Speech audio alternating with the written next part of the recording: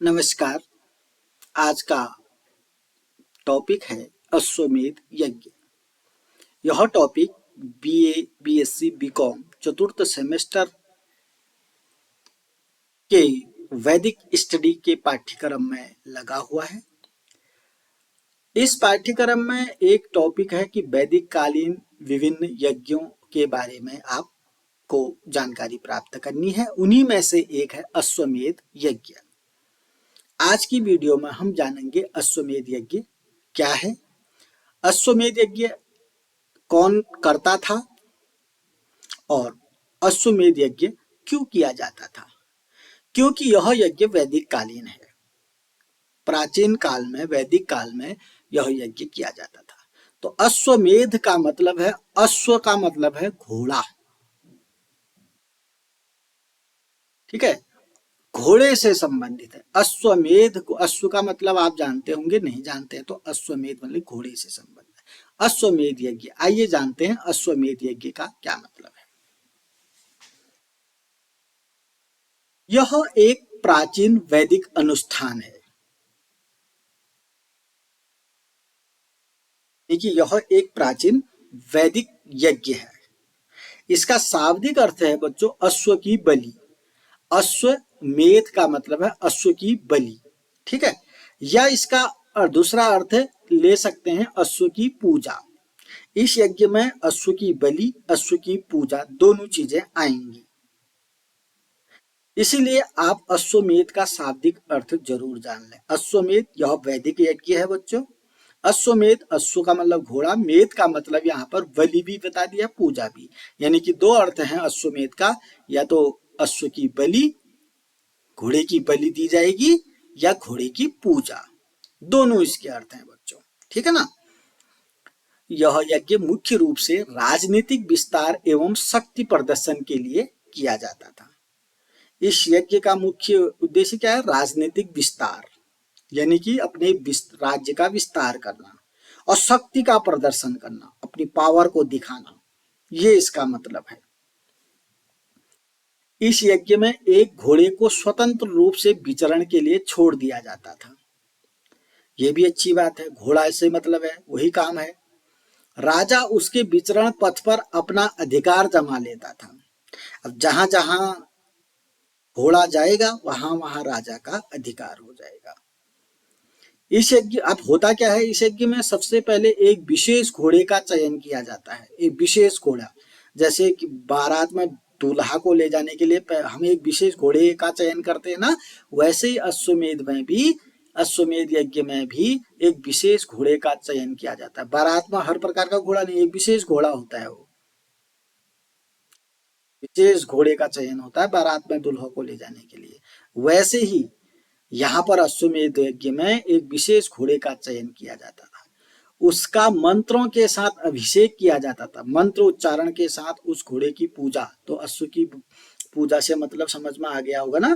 तो मंत्रोच्चारण के साथ उसका अभिषेक किया जाता था, उसकी पूजा अर्चना की जाती थी उस घोड़े की। घोड़े को एक वर्ष के लिए 400 सैनिकों के साथ स्वतंत्र रूप से विचरण के लिए छोड़ दिया जाता था। अब घोड़े को एक वर्ष के लिए छोड़ दिया जाता था, भले पीछे से उसके सैनिक जरूर जाएंगे, लेकिन घोड़ा स्वतंत्र है बच्चों। पीछे से सैनिक जरूर जा रहे हैं, घोड़ा स्वतंत्र है एक वर्ष के लिए। अब एक वर्ष के लिए घोड़ा जहां जहां जाएगा वहां का राज्य राजा का हो जाएगा। विचरण पथ पर राजा का अधिकार हो जाता था। विचरण पथ का मतलब जहां जहां विचरण करेगा, जहां जहां उस घोड़े के पैर जाएंगे वहां वहां पर राजा का अधिकार हो जाएगा। एक वर्ष बाद घोड़े को वापस लाकर उसकी बलि दी जाती थी, ठीक है ना। अश्व की बलि, अश्वमेध अश्व की बलि। एक वर्ष के बाद घोड़ा जब वापस लाया जाएगा, 400 सैनिक तभी तो गए, 400 सैनिक घोड़े को वापस लाएंगे एक वर्ष के बाद। अब उस घोड़े का क्या हो जाएगा? बोले बलि दी जाएगी। बलि तो जानते हैं ना। यज्ञ करने वाला राजा चक्रवर्ती सम्राट या दुनिया का शासक माना जाता है था। अब जहां जहां भी वो घोड़ा जाएगा एक वर्ष तक, कितना जाएगा? वो बहुत ही ज्यादा जाएगा ना। एक वर्ष तक जितना भी जाएगा वहां वहां उस राजा का राज्य हो जाएगा और राजा चक्रवर्ती सम्राट हो जाएगा, दुनिया का राजा हो जाएगा। अश्वमेध का मतलब अश्व से मतलब है, अश्वमेध का मतलब पूजा भी है, मेध का मतलब बलि है। पूजा कब होती थी? जब घोड़े को शुरुआत में पूजा करके ही उसको छोड़ा जाता था। अश्व की बलि कब? जब घोड़ा 1 वर्ष के बाद वापस लाया जाता था तो उसकी बलि दी जाती थी। अब दोनों समझ में आ गया। लेकिन अश्वमेध क्या है बच्चों? ये वैदिक यज्ञ है। अब एक चीज अगर आपने राजसूय यज्ञ समझ में आ गया होगा और अश्वमेध यज्ञ समझ में आए, दोनों को समझेंगे तो दोनों में घोड़े का ही रोल है, ठीक है ना? तो राजसूय यज्ञ में घोड़े की बलि देंगे ये नहीं बताया गया है, लेकिन अश्वमेध यज्ञ में घोड़े की बलि जरूर दी जाएगी। राजसूय यज्ञ में ये नहीं कहा कि घोड़े की पूजा अर्चना की जाती है शुरुआत में, लेकिन यहाँ अश्वमेध यज्ञ में घोड़े की पूजा की जाती है। खैर, आपने राजसूय यज्ञ समझ लिया, आपने अश्वमेध यज्ञ, दोनों यज्ञ समझने के बाद जरूर आपके दिमाग में ये आएगा कि दोनों में तो अश्व है, तो थोड़ा सा आप इसमें अंतर के साथ भी इसको पढ़ लीजिएगा। तो है अश्वमेध यज्ञ बच्चों। इस यज्ञ का को भी राजा करता था। राजा का काम था कि वो तो पूरा चक्रवर्ती सम्राट बनने के लिए इस यज्ञ को करता था। कोई भी राजा यही चाहता कि मैं चक्रवर्ती सम्राट बन जाऊं। भाई एक चीज बता देता हूं, जो एक राज्य का मुख्यमंत्री होता है ना, उसकी प्रोग्रेस तभी कहलाएगी जब वो चाहेगा मैं तो एक दिन प्रधानमंत्री बन जाऊं। हुआ ना चक्रवर्ती? मुख्यमंत्री क्या होता है? एक राज्य का मंत्री होता है, एक राज्य का मुखिया हुआ। राज्य से मतलब रखता है, और प्रधानमंत्री देश तो हो गया ना उसका राज्य विस्तार। तो ये मतलब है इसका।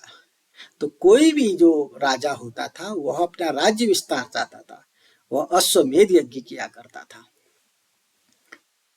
तो अश्वमेध यज्ञ का महत्व थोड़ा सा सीख जाइएगा, समझिएगा। यह राजनीतिक शक्ति और विस्तार का प्रतीक है। आपको मालूम है ना अश्वमेध यज्ञ किसका प्रतीक है? राज्य का विस्तार, राजनीतिक शक्ति का विस्तार, राजनीतिक शक्ति, पॉलिटिकल, राजनीतिक शक्ति और विस्तार का प्रतीक है यह अश्वमेध यज्ञ। अश्वमेध यज्ञ राज्य का विस्तार होता है, ये तो पता चल गया ना। यह राजा की पराक्रम और साहस का प्रदर्शन था। राजा का पराक्रम दिखता था इस यज्ञ में, और साहस का प्रदर्शन भी था इसमें। यह राजा को सार्वभौम शासक के रूप में स्थापित करता था। सार्वभौम का मतलब क्या है? चक्रवर्ती सम्राट बन गया ना, चक्रवर्ती सम्राट, क्योंकि घोड़ा जहां जहां गया उतना राज्य राजा का हो गया। यह सभी इच्छित वस्तुओं और सफलताओं को प्राप्त करने का साधन था। अब राजा ने अश्वमेध यज्ञ क्यों किया? क्योंकि उसको पता था मेरा घोड़ा जहां जहां जाएगा वहां मेरा हो जाएगा। ऐसा हो जाता तो सबके लिए अच्छा था। सभी लोग एक एक घोड़ा पालते, घोड़े की पूजा अर्चना करते, उसको स्वतंत्र छोड़ देते, और जहां जहां जाता वह राज्य अपना हो जाता। ऐसा है वैदिक काल में अश्वमेध यज्ञ। तो अभी के लिए इतना ही। यह टॉपिक पुनः बता देता हूँ। चतुर्थ सेमेस्टर, चाहे वो बीए हो, चाहे बीएससी हो, चाहे बीकॉम हो, चतुर्थ सेमेस्टर के लिए महत्वपूर्ण है, क्योंकि उनके पाठ्यक्रम में एक सब्जेक्ट है वैदिक स्टडी। उस वैदिक स्टडी के पाठ्यक्रम को आप जरूर देख लो एक बार। उसमें एक टॉपिक है वैदिक काल के विभिन्न यज्ञ। उनमें से 2 यज्ञों को मैं बता चुका हूँ, एक राजसूय यज्ञ, एक अश्वमेध यज्ञ। इतना तो आप जरूर नोट कर लीजिएगा। अन्य यज्ञों को भी आप अध्ययन करिएगा। चैनल को सब्सक्राइब जरूर करिएगा, और बेल आइकन में जाकर जो घंटी वाला निशान है उसमें ऑल का बटन जरूर दबाइएगा, ताकि जो अगली वीडियो होगी आपको नोटिफिकेशन के द्वारा बहुत शीघ्र आप तक पहुंच जाएगी। तो नमस्कार, धन्यवाद।